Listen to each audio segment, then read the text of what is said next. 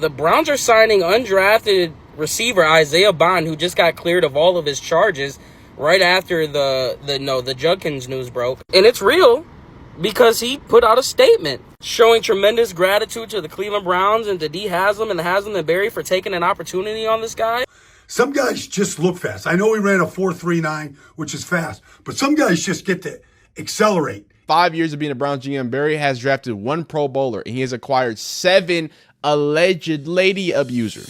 Andrew Barry, he needs to be under some sort of investigation. Yes, the Cleveland Browns, the Cleveland Criminals, the Mean Machine, whatever you want to call your 2025 Cleveland Browns, have been in the news for potentially signing Isaiah Bond. I know when it officially happened, Isaiah Bond said he signed. A lot of people reported that he signed, but we have more updates we're going to get into. He has not officially signed, but is clearly on the Browns' radar. So I want to get to a few things. I don't want to approach this video as just talking about Isaiah Bond, the 5'10", former Alabama wide receiver who had a breakout year, with Jalen Milroe. Obviously had that big 4th and 10 or 4th and 20 catch to beat Auburn, one of those bigger moments. He was a big breakout star, came to Texas, wasn't really that great. He was overshined by people like Matthew Golden, like Ryan Wingo, you know what I'm saying? So, at me being a Texas fan, there's a lot of high expectations from him. He didn't really live up to that. Some injuries had to do with that as well.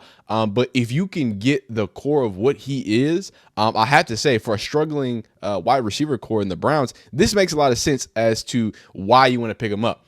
Now, I like to play conspiracy theories just like you. My man Roberto Shenanigan says he's bringing up basically there seems to be an interesting connection with Mr. Andrew Barry and the people he acquires. You know what I'm saying?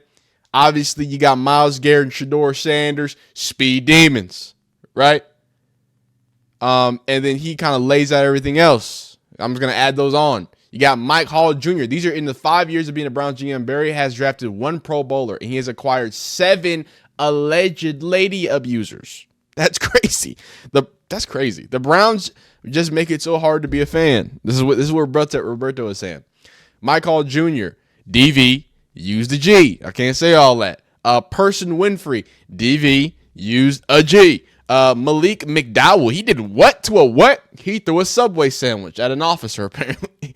Jameis Winston, well, double XSA, but, he gives some great sermons. So, I mean, we got to, what I'm saying? I'm just going, that's what Andrew Barry's thinking. Andrew Barry's like, have you heard him eat a W, though? So, okay, Jameis Winston. Deshaun Watson. That says 26, by the way. This number says 26. As a Texans fan, I should not say anything. But that says 26. That's all I'm going to say. Quinshon Judkins, DV, like we just talked about. Isaiah Bond, accused of SA. Your 2025 Cleveland Browns, Deshaun Watson. Judkins hits people, apparently. Isaiah Bond, Kenny Pickett has tiny hands. Shedeur can't read speeding limits. Devin Bush is charged with harassment. Devin Hopkins has the, what? The yips. What is that? What is the yips? So before we focus on Isaiah Bond, and I do want to focus on Isaiah Bond, remember Devin Bush? It's so crazy. All that happened yesterday. Quinshon Judkins' case got dropped. Isaiah Bond's case got dropped. And then today, Browns linebacker Devin Bush's simple / harassment case in court of common pleas. The pretrial conference was scheduled for the morning of 9 a.m. So there is an update in Mr. Devin Bush's case. So it's just a lot going on. And again, as a Texas fan, I wouldn't be doing my part if I didn't cop a plea for Isaiah Bond. Going to Isaiah Bond, going a little deeper into his allegations and more specifically of how things came apart. This is the Dogs. They do great stuff. Maybe everyone should just chill out on Isaiah Bond and the Browns for signing him. Bond previously filed his own federal complaint against his accuser. He said he was pursued and preyed upon for months. He'd had an adult interaction with the girl who he met on Instagram, allegedly. The girl told Bond he better be careful not to catch a case. Bond alleged the girl then demanded $5,000 before going to the police with her allegations. It's not uncommon for high-profile figures to have false allegations filed against them, but it's still cute to see how many people are quick to exercise their roles of judge, jury, and executioner in the pursuit of the moral high ground. Now, and this is why I'm joking about it.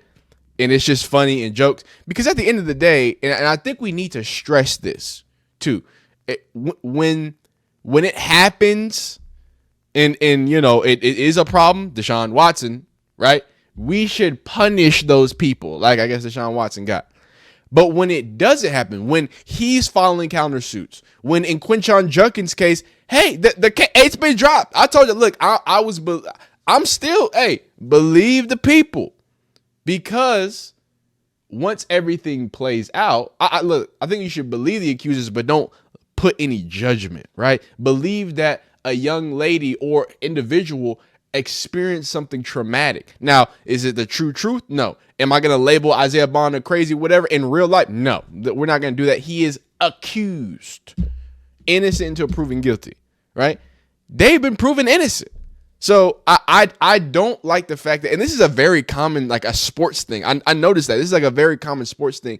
Like a lot of people, whenever these things happen, oh, well, you know, Isaiah Bond does this. I saw a video because, you know, Quinshon Judkins, this whole thing has been dropped and we read in detail why it got dropped. And I think there was some TikToker talking about, well, clearly he punched his girl in the mouth or whatever. And it's just like, but did you read the whole thing where it said there's conflicting reports? There is no firsthand witness. There is no, there's a lot of checks. She waited for an extended period of time. When she waited, I defended her.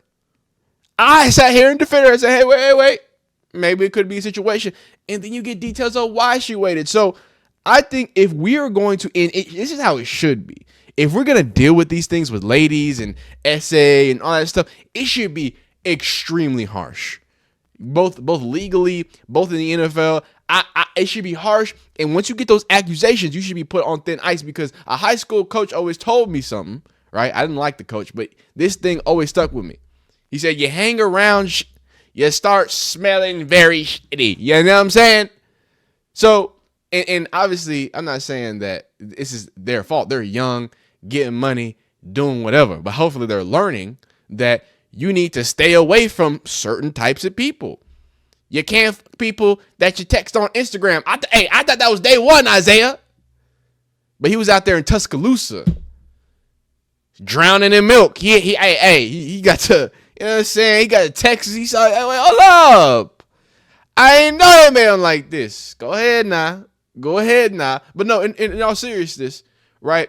Everybody in every situation that's ever happened, you have some sort of personal, right, responsibility if you're an adult, right, as to why you got yourself in that situation. And I think Quinshon Judkins, right, in the text messages and this, and maybe you shouldn't have been flying this girl out if you knew that it would have been in this issue, right? Clearly, it was toxic. At the very least, the Quinshon Judkins thing with the whole text thing, and she's calling his mom and XYZ, and he reports late and blah, blah, blah. At the very least, we can say it's toxic.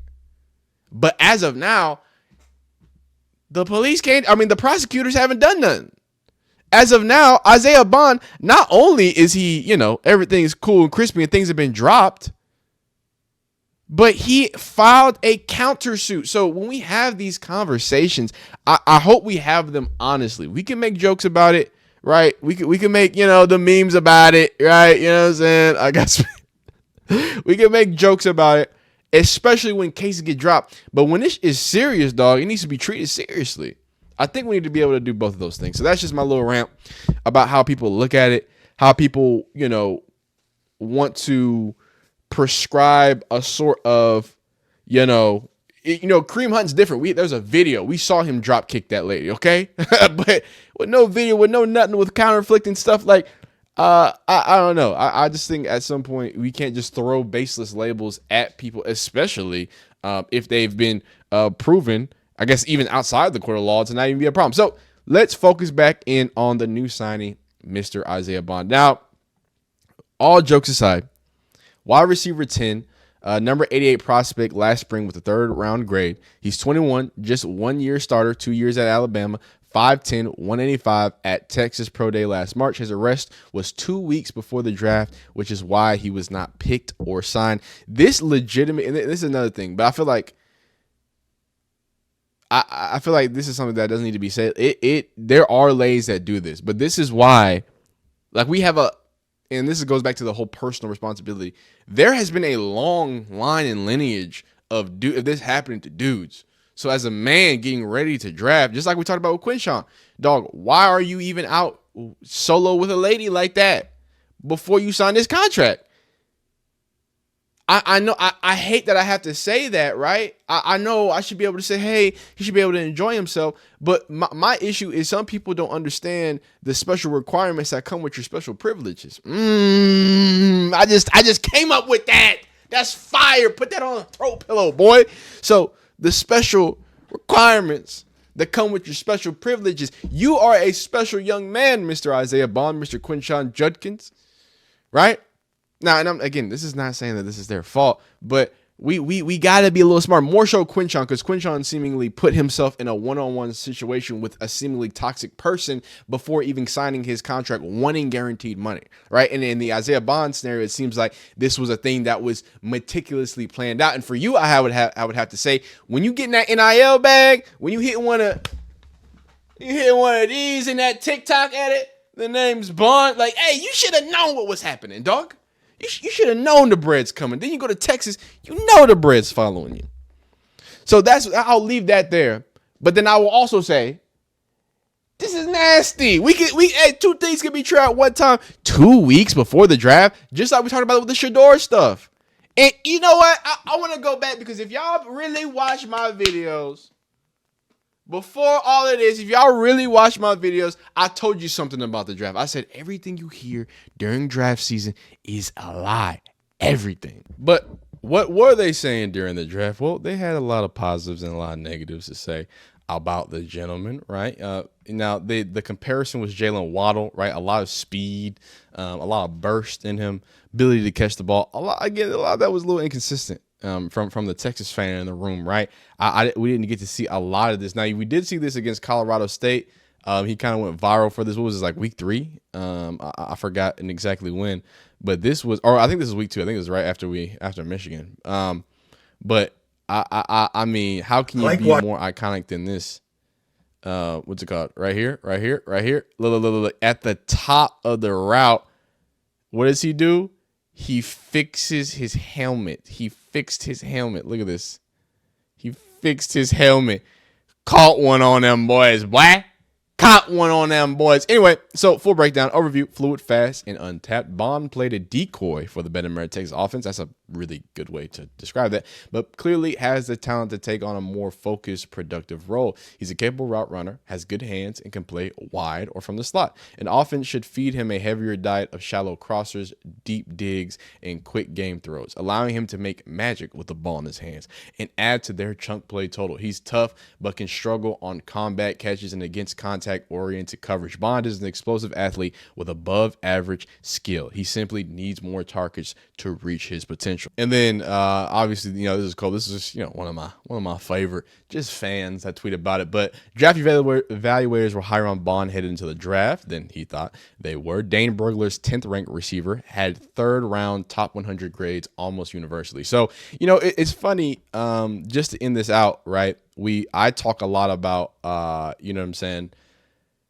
The problem with the Dylan Gabriel pick is not necessarily Dylan Gabriel. It's the fact that if you were going to pick another quarterback, if you're going to, be kind of whatever and wishy-washy on a quarterback, why not get some value for your 3rd round pick? Like that's what I was talking about, right? But I think that was what my main complaint is. If Andrew Berry pulls this off and they actually do sign him, because remember, like I said, I don't know if I pointed that out, but